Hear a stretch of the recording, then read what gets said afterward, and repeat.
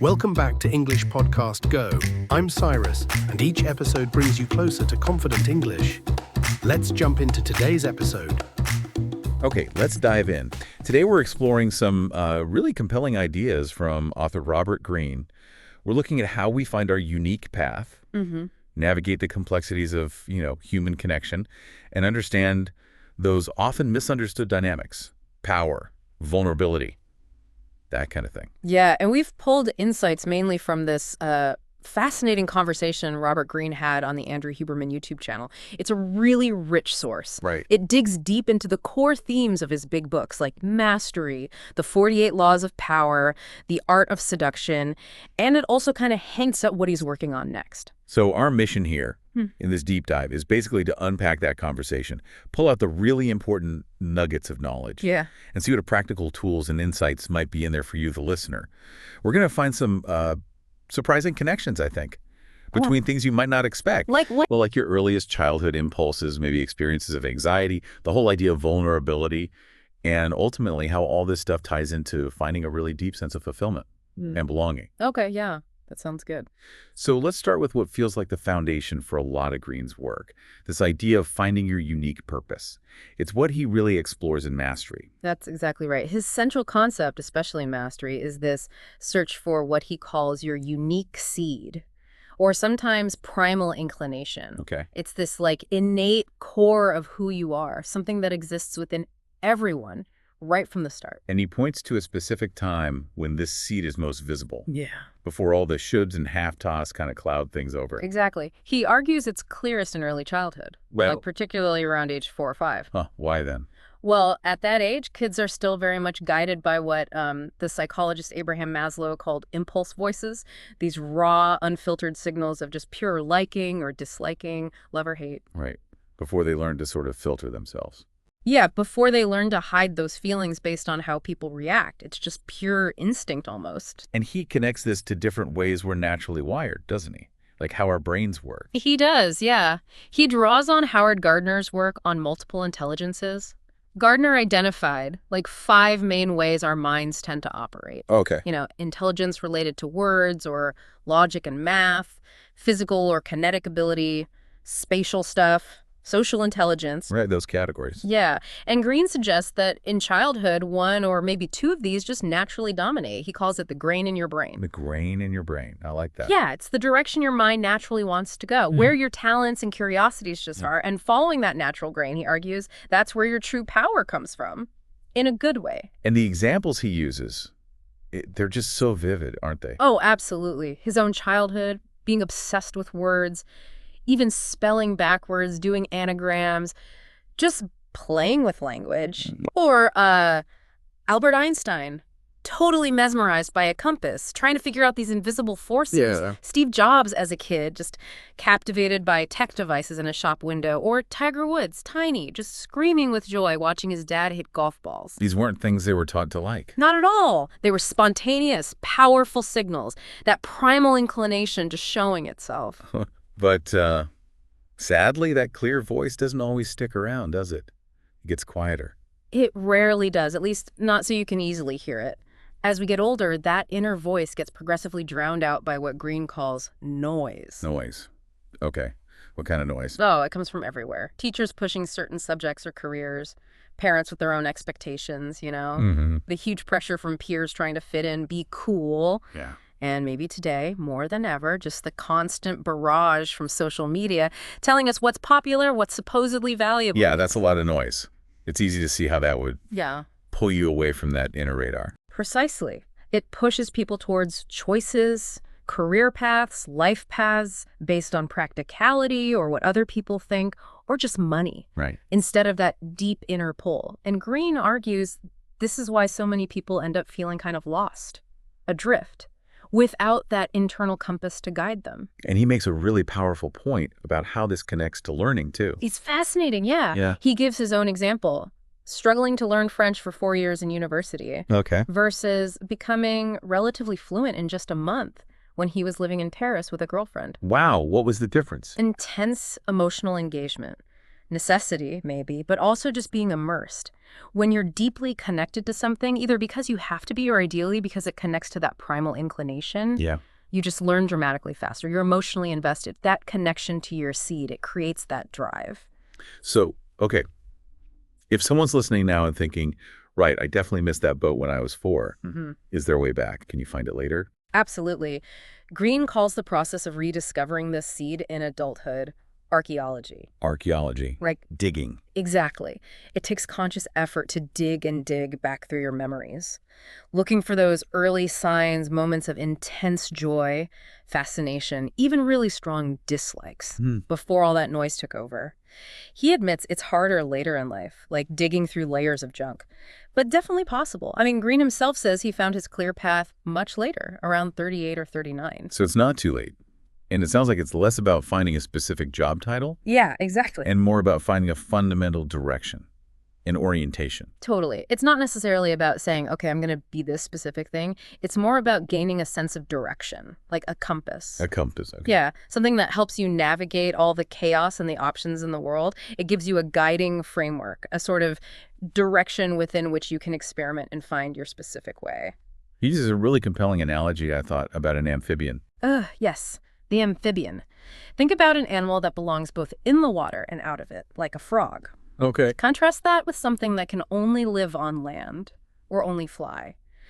Finding your purpose is like realizing you're an amphibian. You have this unique niche, suited to environments that might look contradictory to others. So it's about finding where you fit energetically. Yes. Recognizing where you belong, focusing your choices within that suited wedge of the world instead of struggling endlessly somewhere you're just fundamentally unsuited.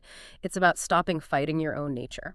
And when you do connect with this seed, this inclination, what does that actually feel like? Greene describes it as something much deeper than just like an intellectual idea. It's visceral, emotional, physical even. Really? Yeah, it creates what he calls an activation state, a feeling of being truly switched on, energized, compelled to act, to share, create, think within that area. It becomes this continuous source of delight, he says, even when the work itself is hard. That's interesting. Yeah. And he also notes that motivation doesn't just have to come from that early love, right? It can also come from hate or strong dislikes. Yes, absolutely. Negative experiences can be incredibly powerful signals. Hating, say, mandatory math in school or having really soul-crushing jobs, that can show you very clearly what you don't want, which is actually a crucial part of figuring out what you do want. Right. It defines the edges. Exactly. It helps define the boundaries of that amphibian niche. Ideally, the foundation is that early love, sure. But those later experiences of frustration or hate can really solidify the direction. Greene's own strong dislike for journalism and Hollywood, that was a clear signpost for him towards being an independent writer. And frustration and anxiety. They're key signals here too, aren't they? Not just things to get rid of. Crucially important. Greene sees frustration and anxiety not just as bad feelings to avoid at all costs, but as vital signals. Signals that maybe the direction you're heading is wrong for you, or that you're not understanding something deeply enough. So paying attention is key. Yes. Self-awareness. Being able to listen to those internal signals and understand why you're feeling unhappy or anxious in a certain situation. That's key to correcting your course, getting back on track towards your core inclination. He mentions puberty briefly, too, as something that complicates things. Yeah, as another layer on top of that early seed. Puberty brings, obviously, huge biological changes to the brain and body. Right. But also this massive increase in external expectations, social pressures, self-consciousness. All that stuff makes it much harder to access or even remember those pure, unadulterated childhood inclinations later on. That idea of going beyond our sort of narrow reality, beyond the everyday, that leads us to this concept Greene is exploring for his next book, the sublime. Yes, the sublime, which is a fascinating idea. Greene defines it as what lies just outside the circle of our normal, conventional thought, behavior, reality. It's like a threshold, he says, a doorway to something else, something larger or fundamentally different. And the example that immediately comes to mind, probably the most powerful one, is like a near-death experience. Exactly, standing right there at the threshold of death itself.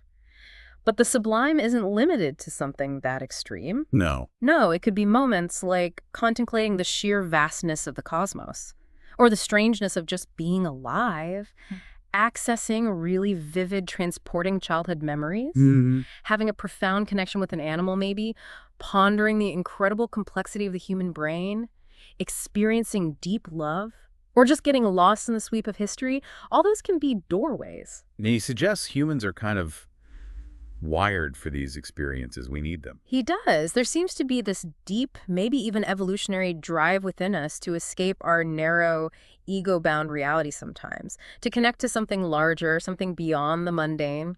Wow. He speculates it might even stem from our unique awareness of our own mortality. You know, the terror of it perhaps drives us to seek moments that feel timeless or permanent or connected to something infinite. And he makes a really important distinction between different types of sublime experiences. This is absolutely key. He talks about the real sublime versus the false sublime. Okay, what's the difference? The real sublime comes from within. It's genuinely transformative, it feels profound, and its effects tend to be lasting, like a true peak experience that actually changes your perspective. Right.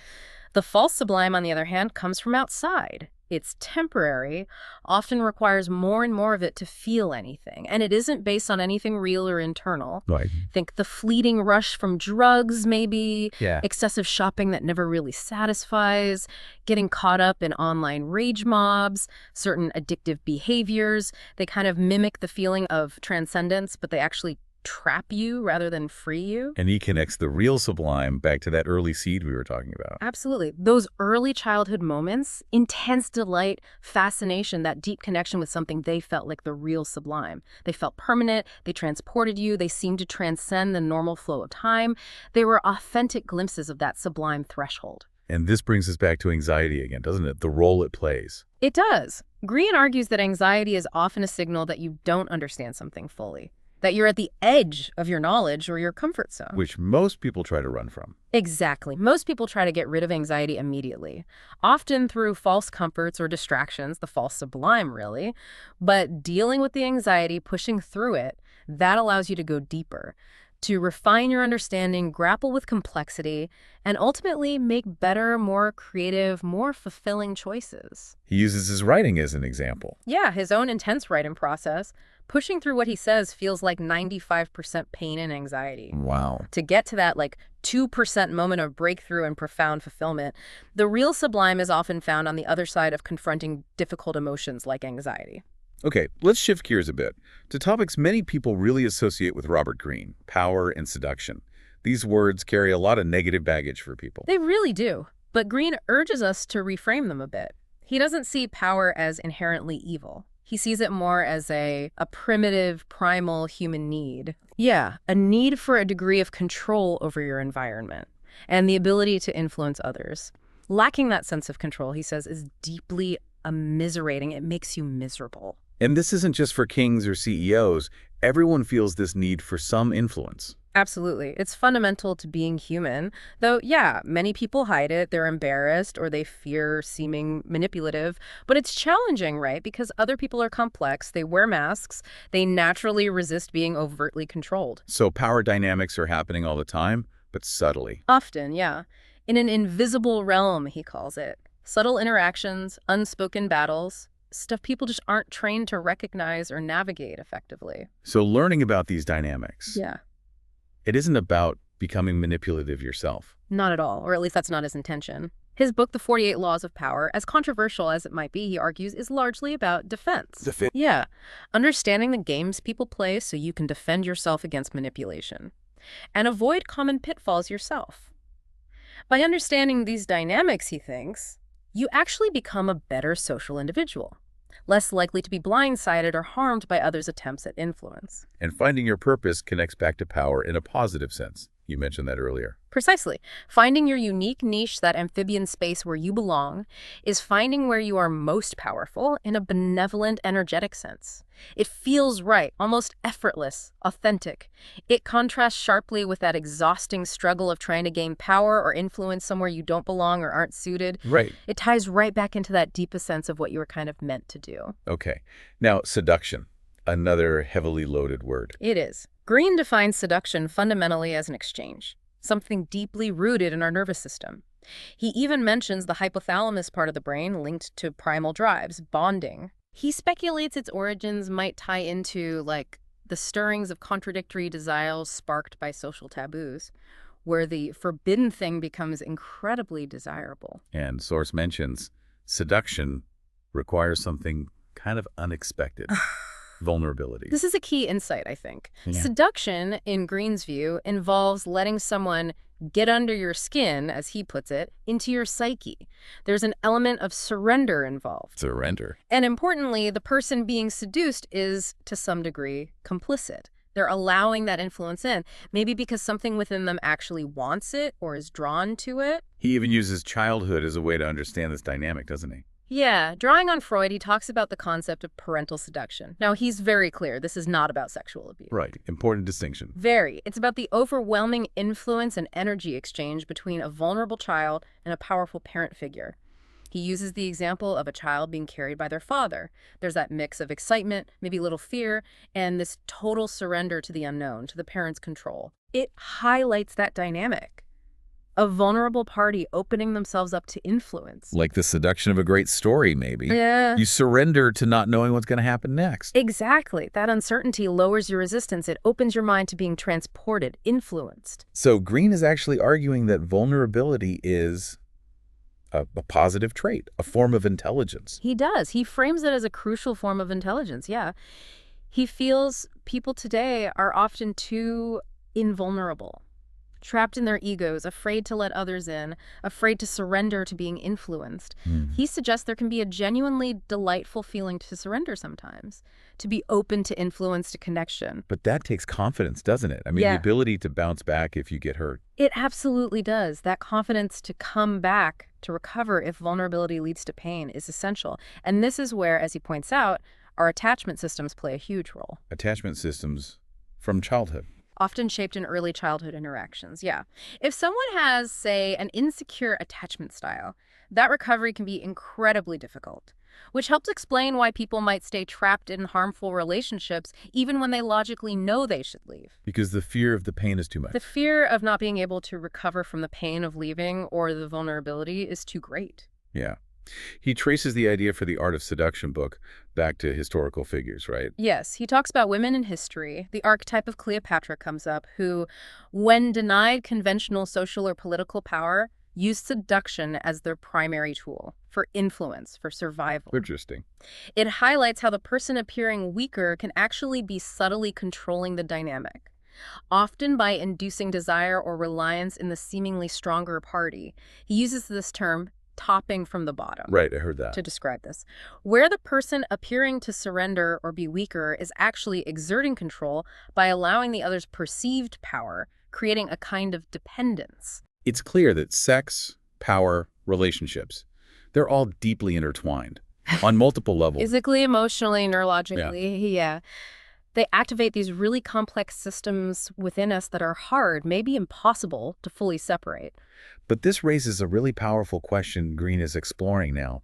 Can love exist outside of these power dynamics with an element of true equality? This is apparently central to his next work, the idea of love sublime. He looks at biological examples, even down to, like, paramecium coupling. Single-celled organism. Yeah, absorbing each other's membranes, a fundamental joining that's beyond just reproduction. Connects it even to physics. Yeah, seeing it almost as part of a universal drive, like quantum entanglement or matter joining matter, an energy that permeates the world, he says, trying to connect things, to form unions. And humans have this deep need to connect with another person in that way. He thinks so. Yeah. Beyond the games of power, with genuine equality, drawn to each other, potentially even surmounting our own physiology, our primal drives.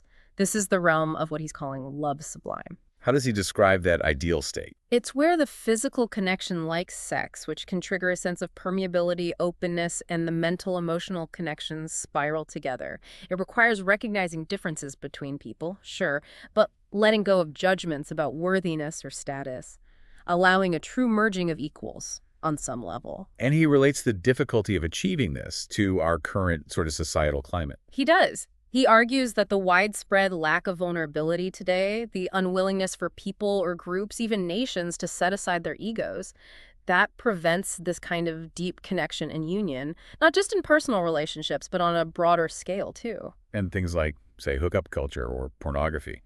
They can actually hinder the search. He suggests they can kind of hijack our underlying hardwiring for connection.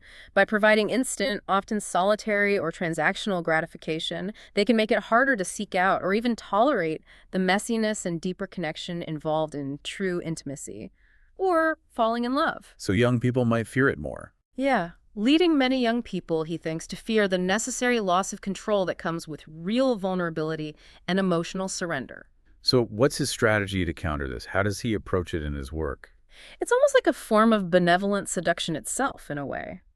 Seducing the reader into seeing vulnerability and openness not as weakness, but as potentially pleasurable and healthy. Ah, interesting. Encouraging people to escape from what he calls the prison of the ego, that state of being trapped inside yourself, defensive, constantly self-conscious, which paradoxically leads people to seek false escapes like drugs or endless consumption or online validation. Right. Opening oneself to others, to the universe, to experience, that's presented as the path to true liberation and fulfillment. He seems to hold on to some hope in the human spirit, though. Yes, definitely.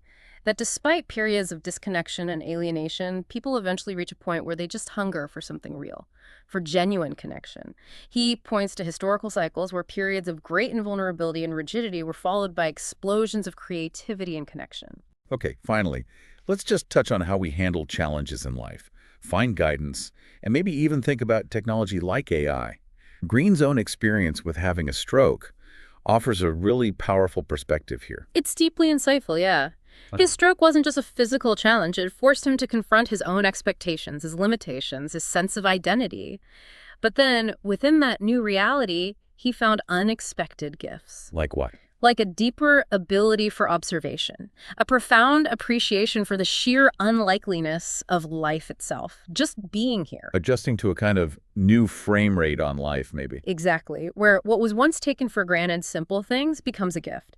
The crucial takeaway seems to be learning not to take life, or even simple things like walking his dog, for granted. Because as he experienced, they can be taken away instantly. Right. That awareness cultivates gratitude, presence. He also stresses the importance of a sense of urgency. Yes, but he's careful to distinguish it from just pressure or stress. It's more a recognition of the reality of limited time, which cuts through apathy or just languishing. Urgency, understood as the preciousness of time, brings energy, focus. The ability to move mountains, he says, because you realize there's no time to waste on things that don't truly matter. Like that really powerful story from the book Bone Games he references. Oh, the mountain climber, yeah. Facing certain death after a fall. Yeah. And tapping into these incredible reserves of energy and ability he never knew he possessed. Yeah. The experience was so intense, so tied to what's called the death ground, that edge of survival, that he was haunted afterwards by the desire to recapture that most ecstatic feeling, that sense of total capability and presence that the urgency of impending death unlocked. Wow. So Greene's work can kind of be seen as a roadmap, maybe, Right. for navigating this often confusing journey of life. It is in many ways, and a critical part of using that map, he argues, is finding role models. He gives the example of his own father, this quiet, dignified, empathetic, masculine energy that was a positive model for him. But today, with social media, we have infinite potential role models, don't we? Is that good? We do, but he sees this as a challenge, actually. It's like a buffet of food, Yeah. totally overwhelming. And we're not naturally wired to choose wisely from such an endless array of options, especially when they're presented without real context or depth. And he contrasts the ease of just following someone on social media with the work involved in real mentor relationships. A crucial distinction. Following is passive. You just click. Mentorship requires work. It requires courage. You have to reach out, ask for help, engage directly. Builds different skills. Exactly. It builds vital social skills because you have to interact, navigate a real human relationship, not just observe from a distance. This seems to tie into the importance of thinking for yourself. Definitely. Going beyond just absorbing ideas from others, whether it's mentors or social media feeds. It's about digesting those ideas, wrestling with them, refining them, making them truly your own. He calls this alive thinking versus dead thinking. Dead thinking being just repeating stuff. Yeah, just mimicking or repeating what you've heard without it becoming part of you. And anxiety is the main obstacle to that deep, alive thinking. That's his view. Anxiety makes us crave easy answers, quick fixes, confirmation bias. It stops us from doing the deep grappling needed for true understanding. Surmounting that anxiety, learning to tolerate it, work through it, allows you to sit with complexity, refine your ideas, and create something truly living and authentic within yourself.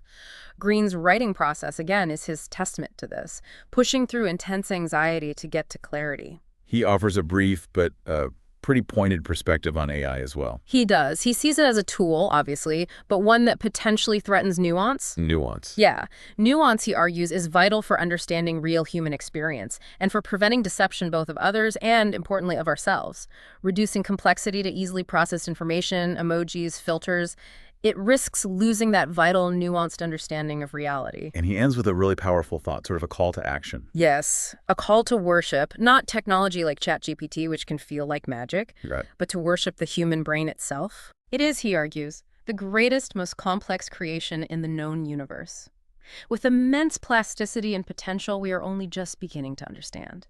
Learning to use our own brains to their full potential, like the painter Renoir continuing to paint with his mouth after arthritis crippled his hands, that, he suggests, is the real source of mastery, power, and enduring pleasure. Wow. Okay. That covers a tremendous amount of ground. I mean, from finding your unique purpose rooted way back in your earliest moments, understanding the nature of the sublime, both the real stuff and the false escapes, navigating those fundamental human drives for power and seduction, rethinking vulnerabilities as strength, learning to work with anxiety instead of just running from it, understanding the crucial need for real human mentors, not just followers, and ultimately recognizing the incredible, often untapped power within our own minds. Robert Greene's work, definitely based on this conversation, it truly offers a complex but really valuable roadmap, I think, for navigating life's inherent confusion and challenges, connecting these seemingly disparate parts of the human experience into a coherent framework. So for you, the listener, maybe take a moment to reflect on some of these ideas.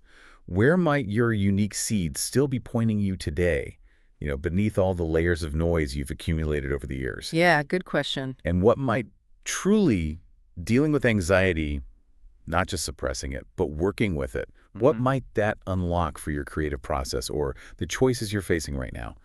How can you actively seek out moments of that authentic love sublime, that real connection, or maybe find that meaningful mentor who can guide you beyond just passively observing? These are definitely profound questions to consider. Thank you for joining us for this deep dive into Robert Greene's insights today. Yeah, we really hope it gives you plenty to think about.